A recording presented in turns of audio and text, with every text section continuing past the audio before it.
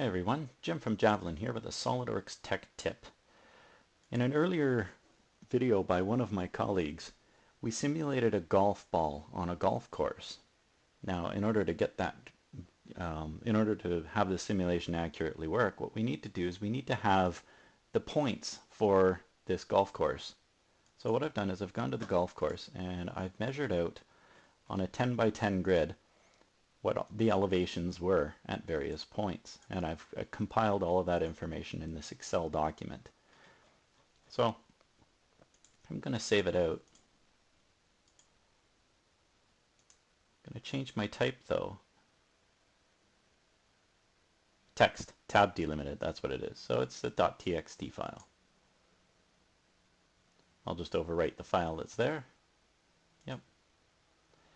Gives us a couple warnings. We only have one sheet, so that's fine. We'll keep using this, which is fine. So, we can close that. And let's import it into SolidWorks. What I'm going to do is I'm going to first turn on, if I go to Tools, Add-ins, I'm going to turn on this Scan to 3D. This is going to be important. This is also only available with SolidWorks Professional and SolidWorks Premium. So I'm going to open it up and I'm going to change my type to point cloud files. Amongst them is a text file. Oh, I just want to take a quick look at that text file before I do. This is what that text file is. It's just basically my coordinates with tabs in between them. So let's open it up. When we open it up, we find that we get this.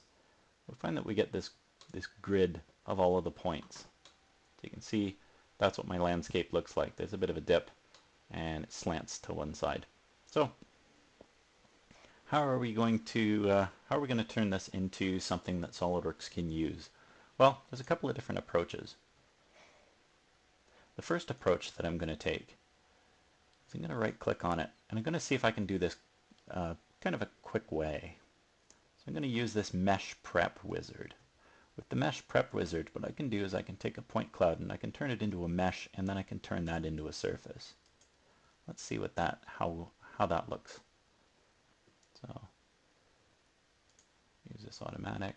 Actually, we'll use none. We'll just sort of go through the prompts real quick. Except for this, I need to select what points I want to use. So in this case, I'm going to use all of them. So let's Windows select all of them.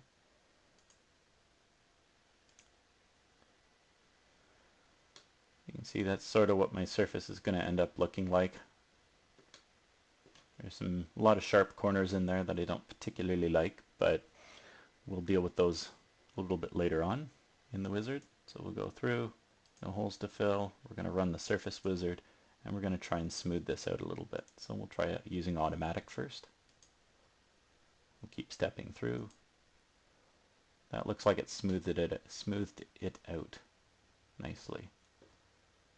So we'll pick OK, and that looks pretty good. I'm going to save this, and we're going to compare it to another method. So this was the mesh wizard.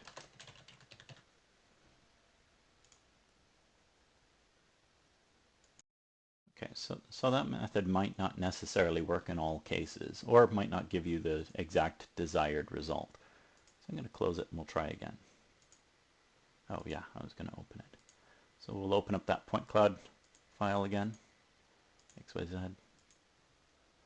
We'll open it up. And what else can we do with this? Well, there's a couple of different things we can do. One thing we can do is we can manually sketch up our lines. So I'm going to go to a 3D sketch and I'm going to sketch up a spline.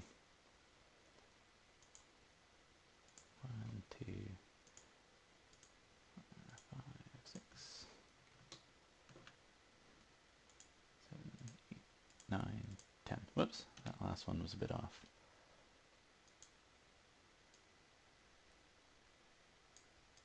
There we go. Okay, so now I have that curve. We'll exit out, and I could repeat that another 9 times. Another method that I can use is if I go to Insert Curve, I can use something called Curve Through Reference Points. Unfortunately, I can't use it just yet.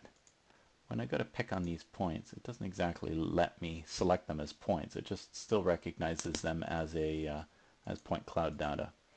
So what I have to do is I have to go in here and create a 3D sketch and sketch up all my points. It's important to note that what I want to do is I always want to make my points so that it starts at the bottom and goes to the top with each one of these. And I'll show you why in a minute. This one I'm going to do improperly. I'm just going to randomly pick points along here.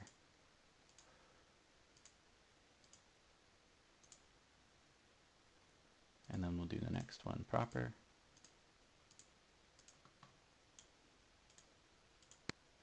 Okay, so that should do it. Now that I'm done adding my points, I can exit out of my sketch, and I'm going to run that curve command. So insert curve through reference points, and I'm lazy, so I don't want to have to pick each individual point. I could pick each individual point, but that would be kind of a waste of time. So let's clear the selections, and instead what I'm going to do is I'm going to window select those points. Click OK, and it's added them. Let's try that again. So insert curve, reference points, window select the points, click OK. Hey, that's pretty handy. Insert curve through reference points, window select, and this one doesn't work. And the reason why this doesn't work is because if you'll remember when I added these points, I added them in kind of a random order. So unfortunately it's selecting the points in the order in which I created them. So in this case, if you end up with an issue with it creating the line or the curve, all you have to do is manually select the points in the order in which you want them. So insert curve, the reference points, window select, pick OK. Okay, so I select my last set, pick OK, and now I have a series of curves, albeit one of them is a spline, but it doesn't matter for the purposes of what I'm going to do next. So now that I have this, I need to turn this into a surface so that I can pass this off to my colleague to run a simulation on it. So to do this, probably the easiest way is to use a surface loft. So I'm going to go under surfaces, and we use a lofted surface. Then I'm going to go through and I'm going to pick each one of these.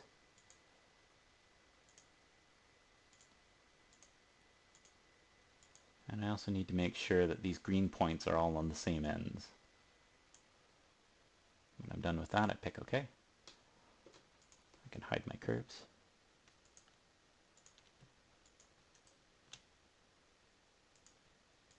I'll hide my points as well. And my point cloud. And you can see that the surface it creates is for the golf course. Now let's compare the two. Okay, so let's save this. So this one was created using curves. So I'll call it curves. I'm going to make an assembly of this, and I'm going to compare the two results. So this one is the curves. Oops. Yeah, I'll drop it in on the origin. And just for argument's sake, I'm going to change the color on this one. So I'll change this.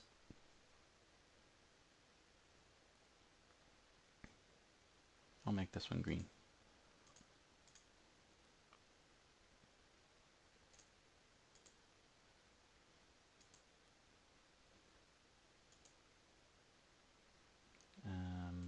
Then the mesh wizard one, drop that one in.